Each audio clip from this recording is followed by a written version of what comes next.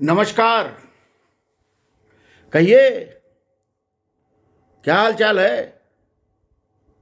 सब ठीक है ना? पिछले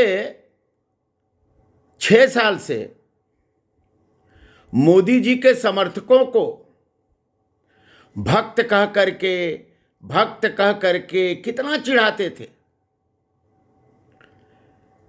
भक्तों को गाली देते थे, भक्तों को दलाल बताते थे, भक्तों को चाटुकार बताते थे, मोदी भक्त कह कह करके खूब खिल्ली उड़ाते थे, है ना?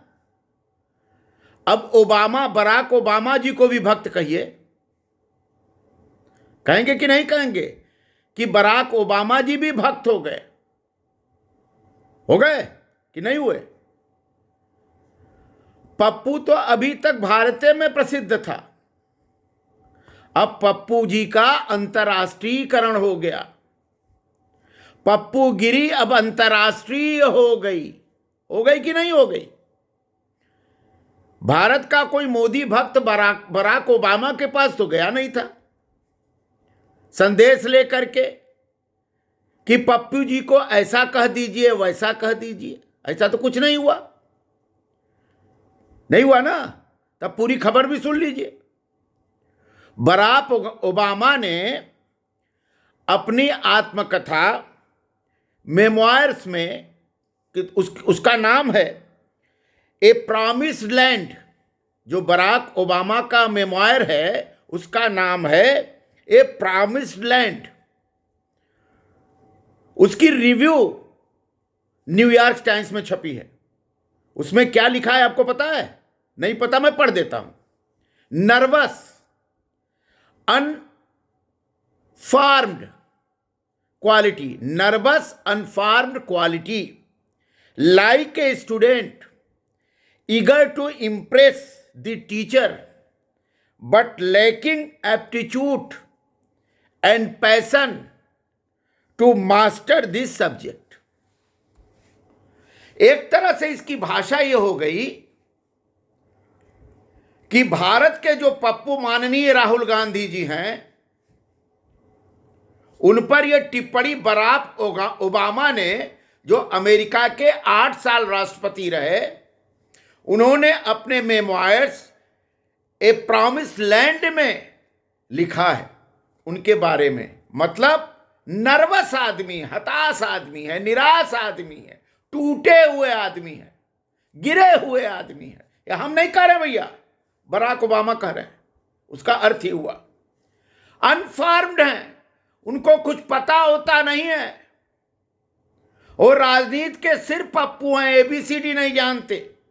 उनकी क्वालिटी अनफॉर्म्ड है, कुछ नहीं जानते। वह ऐसे छात्र की तरह हैं जो अपने मास्टर को, अपने शिक्षक को इंप्रेस करने के लिए इच्छुक तो हैं, पर एप्टीट्यूड ही नहीं है, इच्छा ही उनका व्यवहार ही नहीं है। और उनके अंदर जो शक्ति होती है इंप्रेस करने की, वह है ही नहीं है। वह सब्जेक्ट के मास्टर नहीं है। यह लिखा उन्होंने। भारत के नेता को 135 साल पुराने कांग्रेस के नेता का यह मूल्यांकन अमेरिका के महाशक्तिशाली 8 साल के राष्ट्रपति बराक ओबामा करते हैं। यह भारत के लिए अच्छी बात है क्या? यह भारत के नेता का एक तरह से अपमान ही न हुआ, अंतर्राष्ट्रीय अपमान हुआ। अब आप कह दीजिए कि बराक ओबामा भी भक्त है, मोदी भक्त है, मोदी जी ने पैसा देके उनसे लिखवा दिया, मोदी जी ने कह के फोन करके उनसे लिखवा दिया, यही तो कहेंगे आप। हमारे जैसे लोग जो भारत के लोकतंत्र में विश्वास करते हैं, भारत के हर नेताओं का सम्मान करते हैं, प्रधानमंत्री जी, राष्ट्रपति जी, विभिन्न संवैधानिक संस्थाओं का, संवैधानिक पदों का सम्मान करते हैं, उनका तो हृदय चकनाचूर हो गया। बराक ओबामा भारत के बारे में लिखते, इस पर भी आपकी आंख नहीं खुली, इस पर भी आपका दिमाग नहीं काम किया।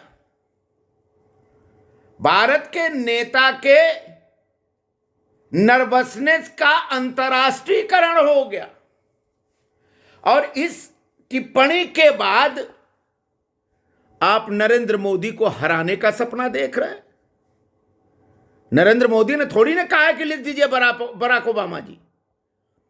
जैसे कभी टाइम्स में, अमेरिका के जो फेमस पत्रिका टाइम्स है, उसमें लिखा था कि मोदी जी को मास्टर ऑफ डिवाइडर लिखा था ना, याद है आपको? तो मास्टर ऑफ डिवाइडर लिखा था, इसका मतलब हुआ कि विखंडन के मास्टर हैं। यही ना लिखा था? बड़ी खिल्ली उड़ाए आप, बड़े हंसे, उनको जो देश तोड़क बताया, न जाने क्या क्या बताया ना, उस समय बड़ा खुश थे आप। लेकिन उनके ऊपर कोई फर्क नहीं पड़ा। निस्वार्थ नेता है मोदी जी, राष्ट्र के लिए जीते हैं, राष्ट्र के लिए मरते हैं, कोई स्वार्थ तो है नहीं उनका। अब ये बताइए कि जो प्रधानमंत्री बनने का सपना देखते हैं भारत का, उस प्रधानमंत्री बनने के सपना देखने वाले नेता का एक तरह से पप्पू ही कहा है उसने। क्या कहा? नर्वस आदमी है, एप्टीट्यूड नहीं है, अनफार्म्ड है, ऐसे छात्र उनको बताया। वो छात्र हैं, अभी तक 52 साल में छात्र ही रह गए और अपने अध्यापक मतलब जनता को इंप्रेस नहीं कर पाए। ये बराक ओबामा लिखते हैं। अब आप इस पर हमला बोलिए कि ओबामा भक्त हो गए, ओबामा को पैसा देके मोदी ने लिखवा दिया। जैसे ईवीएम चुनाव, बिहार चुनाव हारने पर ईवीएम रोने लगे, जैसे बिहार चुनाव हारने पर चुनाव आयोग को गाली देने लगे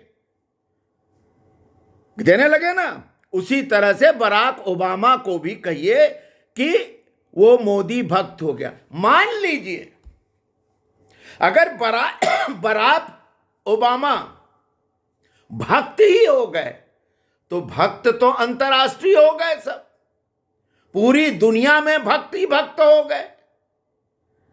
और जब सारे तरफ भक्त हो गए तो पप्पू जी के, आदरणीय राहुल गांधी जी के लोग और लोकल हो गए क्या?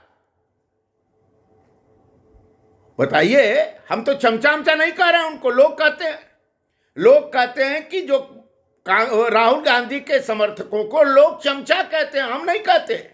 हम तो उनका आदर करते हैं, हाथ जोड़ते हैं उनको। तो ये राहुल गांधी के जनता द्वारा कहे गए चमचे अब भक्तों को क्या कहेंगे? अब भक्त कहिए ओबामा को, ओबामा भक्त हो गए। तो जब दुनिया पूरी मोदी की भक्त ही है तो काहे के लिए राजनीति में उछल कूद कर रहे हैं? राजनीति छोड़ दीजिए, राजनीति उछल कूद करने लायक नहीं बची है आपके लिए। भारत की राजनीति में आपको कोई जगह नहीं मिल रही है और न मिलेगी, क्योंकि अंतर्राष्ट्रीयकरण हो गया। पप्पू जी का, पप्पू गिरी का अंतर्राष्ट्रीयकरण हो गया। समझ गए ना हमारी बात? शर्म आ गई हमारे जैसे लोगों को। मैं तो अगर राहुल गांधी की जगह रहता और मेरे बारे में ओबामा लिखते तो मैं तो राजनीति से ही संन्यास ले लेता, क्योंकि इतने बड़े अपमान के बाद राजनीति में मैं तो नहीं रहता अगर मैं उनकी जगह होता तो। लेकिन नहीं लेंगे। अब बंगाल चुनाव आएगा उसमें भी कूदेंगे, असम चुनाव आएगा उसमें भी कूदेंगे और रहेंगे नर्वस ही, रहेंगे अनफार्म्ड ही। एप्टीट्यूड उनका बदलेगा नहीं, रहेंगे छात्र ही और कूदेंगे राजनीति में। भैया भारत की राजनीति बदल गई। दुनिया भारत की राजनीति को अब दूसरे अर्थ में देख रही है। कोविड-19 के काल के बाद भारत की राजनीति अमेरिकी राजनीति की तुलना में ज्यादा परिपक्व हुई है। मोदी जी के सामने दुनिया के सभी राष्ट्राध्यक्ष छोटे नजर आ रहे हैं। जिस तरह से मोदी जी ने मानवता को बचाया है, विश्व को बचाया है, अंतर्राष्ट्रीय स्तर पर भारत की छवि और मोदी जी की छवि एक अभिभावक के रूप में आई है। वैश्विक अभिभावक, मानवीयता का अभिभावक, मानवीयता का कल्याण कारक, ये रूप मोदी जी का आया है, यह रूप भारत का आया है। हम नहीं कह रहे हैं चमचों को, लेकिन अब लोग कहते हैं कि चमचे हैं तो उन्हीं को संबोधित कर दो। समझ गए ना आप? अब बराक ओबामा पर कितना हमला करते हैं आप, यह देखने वाली बात होगी। ये तो स्थायी हो गया। बराक ओबामा की आत्मकथा अब एक दिन में खत्म नहीं होगी। वो किताब हमेशा ही रहेगी, लाइब्रेरीज में रहेगी, देश के कोने कोने में रहेगी, और हर लोग जो पढ़ेगा वही पप्पू जी को नर्वस बताएगा, अनफॉर्म्ड बताएगा, एप्टीट्यूड हीन बताएगा, छात्र ही बचाएगा ना। तो अब प्रधानमंत्री आप कैसे बनेंगे? पप्पू जी, आदरणीय राहुल जी। हम पप्पू जी नहीं कह रहे भैया, लोग कह रहे हैं इसलिए मैं कह दे रहा हूं। हम अपनी बात कुछ भी नहीं कह रहे। हम तो राहुल जी को आदरणीय राहुल जी ही कहते हैं, उनको प्रणाम करते हैं, उनके चरणों में नमन करते हैं। लेकिन लोग कह रहे हैं कि पप्पू जी पप्पू जी पप्पू जी, तो हम क्या करें? हमारा थोड़ी दोस्त है कोई, हम कोई जानबूझ के कुछ नहीं कर रहे। लोग कह रहे हैं पप्पू जी के लिए कहा, न्यूयॉर्क टाइम्स ने पप्पू जी के लिए लिखा, लेकिन बराक ओबामा जी ने नाम लिख के कि राहुल गांधी के बारे में बराक ओबामा जी ने अपनी आत्मकथा में ये लिखा है। समझ गए ना आप? अब अपनी स्थिति समझ लीजिए। चले हैं लड़ने नरेंद्र मोदी जैसे विशाल वृक्ष के सामने। आप तो झुरमुट भी नहीं बने। उस विशाल व्यक्तित्व, नरेंद्र मोदी जैसा विशाल व्यक्तित्व, विशाल वट वृक्ष के आगे आप झुरमुट की तरह दिखाई पड़ रहे हैं इस किताब में बराक ओबामा की टिप्पणी के बाद। कहां विशाल वृक्ष, कहां झुरमुट। झुरमुट मतलब जो हवा के झोंके से जमीन पकड़ ले, और एक विशाल वृक्ष जिसको जो तूफान को भी झेल जाए। नरेंद्र मोदी ने कोविड के तूफान को झेलने का काम किया, चीन के तूफान को झेलने का काम किया, पाकिस्तान के तूफान को धूल चटा दी, रोक दिया। चीन पानी भरने लगा, पानी मांगने लगा, पाकिस्तान गिड़गिड़ाने लगा, और दुनिया के बड़े राष्ट्र